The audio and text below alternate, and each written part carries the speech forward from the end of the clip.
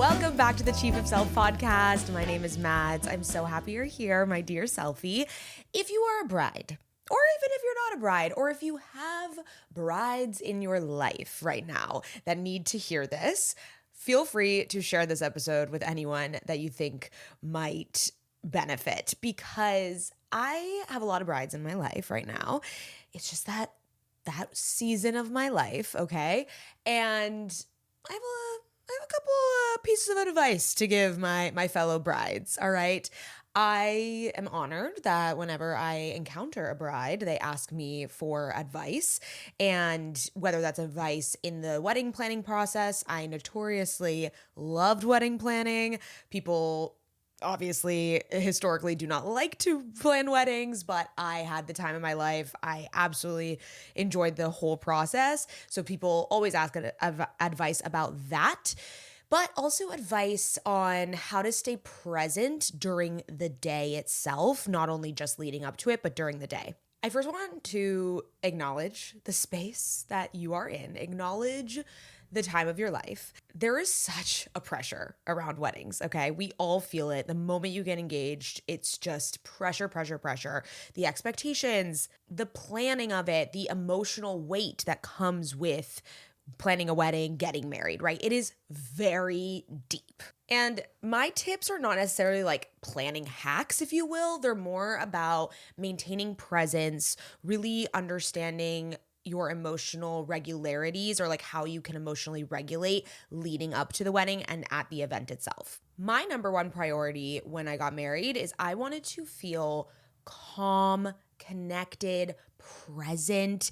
And those are not necessarily adjectives I would use to describe myself. So I really had to work to make sure I was set up for success the day of. And these 3 tips completely changed how I approached that. And you can honestly include these in your daily life as well as leading up to a wedding or like a big event. I also didn't want the day to just like blur by or to be hijacked by stress or emotions.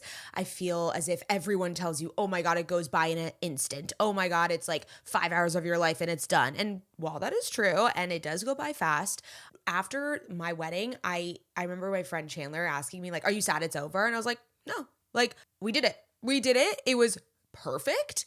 Yes, some things went wrong, but in my mind, the feeling and the energy and what I wanted to put out, it was literally perfect.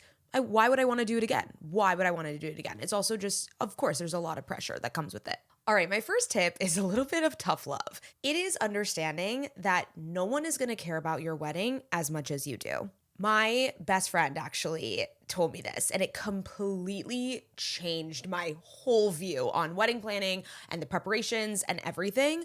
She told me, no one is going to care about your wedding as much as you do. At face value, that feels really harsh, right? It's like, well, why? Why isn't everyone, celebrating me and being as excited? It's because no one is thinking about it as much as you do, dreaming about it as much as you do, planning it as much as you are doing. So there just isn't this care as much as you have, which is honestly really liberating. So leading up to my wedding, I remember feeling a little frustrated or a little sad that like my sister and my mom were not as like involved in the process or like not as excited about it. And I kind of was expecting them to start doing things that I didn't even ask them to do, which is setting all of us up for failure, right? Like obviously if I wanted them to do a certain thing or perform a certain task, I would just ask them. But I was like, wait, shouldn't they just be like so excited and doing the countdown with me and da-da-da? No one cares as much as you do. What that also releases is that you then go back to the why of the celebration, right? It's to honor you and your fiance, your soon-to-be husband or wife. And once you really return to the why, it's like, oh, right, I don't need the like cheerleaders, the people around me. Yes, of course, it's great. And you'll get that. Your friends will show up and show out the day of and on your bachelorette party. But leading up to it, you cannot expect everyone to be as excited as you are. So take that excitement and share it with your partner. Share that excitement of the wedding planning and the process. Like you get to do that like in a container with just your partner, which I found to be so much more fulfilling, and it honored our relationship even more. also amazing part of this is that you stop caring about validation and you stop needing people to perform and be excited like inauthentically, you know? How this also will help you stay sane is that you release resentment, it softens any expectations, and then it also removes any bridezilla energy. I think a lot of people thought I was going to be a bridezilla because I'm very over the top and dramatic about things, but this perspective of no one cares more about your wedding than you do, that made me not be a bridezilla. Okay, tip number 2, do the emotional work before the wedding. Anytime I did a mental rehearsal of the wedding, of walking down the aisle, of listening to speeches, of being there during the ceremony, I would just start crying. Anytime I read my vows out loud, I would start crying. And while, yes, of course, it is so beautiful to tear up and have emotions during this day. Of course, it's the most like heightened emotions you're going to feel ever. I just didn't want to be like a blubbering mess and to be shaking and nervous and just sobbing. Like, it's just not cute. So we did this thing, and I encourage all brides to do this, all partners to do this, a month leading up to the wedding. Me and Benjune, we literally just went on ChatGPT and we found questions. We said, give us some questions that will let us reflect on our relationship, really honor it, get really emotional. Like, what are challenges we overcame? What is something that we absolutely love about the other? Or when did we say, I love you for the first time? And despite all the emotional regulation that gave us, it was so fun to, again, get back to that why. We are honoring the relationship, we're reflecting on it, and it's not just about this one day, it's about the 10 years that me and Ben have been together, right? And it's about the future that we're about to embark on. It's not just this one day. You could get so caught up in the one day that you forget that like the point of the fucking day is to honor the relationship and then promise for the future. So we did this every night. You can do it, every other night, whatever. It can be for 5 minutes. It really doesn't have to be long. And I remember all the questions we answered, favorite memories, best trip we've been on, challenges we overcame, things that I admire so much about Ben. I would cry in every single session. And what it just did is it kind of like got the gunk out. It kind of just regulated us and kept us more of that homeostasis rather than feeling these like insane fluctuations of emotion leading up to the day. Honestly, I want to keep doing that with Ben because I think a lot of long-term couples don't do this, right? And it's such a special time when you have a wedding to plan and that you're looking forward to, that you can, that this practice seems more needed. But I encourage any long-term partnerships and relationships to do this because you just don't really like reflect as much or really take the time to honor the relationship on a regular basis. And this was just such a beautiful practice. Because of this, we felt so deeply anchored and grounded. We showed up to the wedding so emotionally regulated. I was still nervous that I was gonna walk down the aisle and like start crying or like have like my heart beating out of my chest. When I tell you, I was the calmest I've ever been in my life. Like, I don't even understand how I could get back to that calm state. It might as well have been a meditation. I was floating, okay?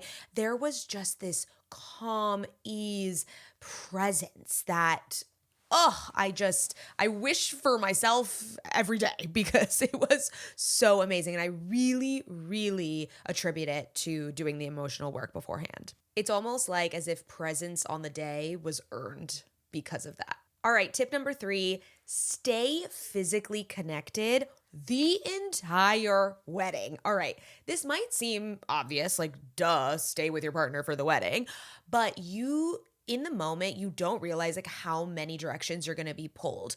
On the night before, like our welcome dinner, me and Ben like really weren't together that much. And someone gave me this advice. It was my mom's cousin, so like my second cousin. And she said, I'm going to give you some unsolicited advice. And now I tell all the brides in my life to do this. Stay together the entire time. Hold hands the entire time.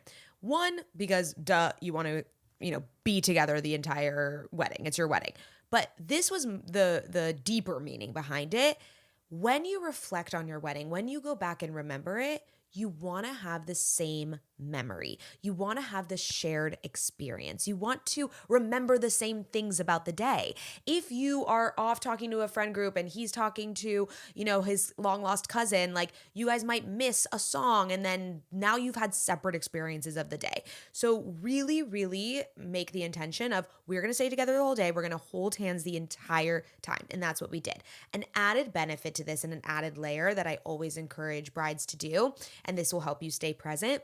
Both of you, challenge each other throughout the day to squeeze each other's hands. When we were at the ceremony, Ben and I were holding hands and looking into each other's eyes. Oh, side note, do not look at the officiant. I know it might feel like weird or awkward or whatever, but like whenever I'm at a wedding and the couple is looking at the officiant the entire time, the rabbi or whoever is up there and looking at them the entire time, I'm like, hello, this is not about him. This is not about that person. This is about you guys. This is about your partner.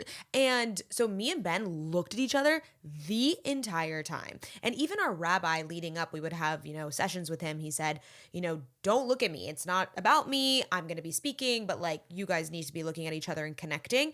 And that was so next level. Every time now I notice that when I'm at a wedding, I'll watch them. And if they're just looking at the officiant, I'm like, hello, like look at each other. Like you're about to get married. Like it's kind of weird.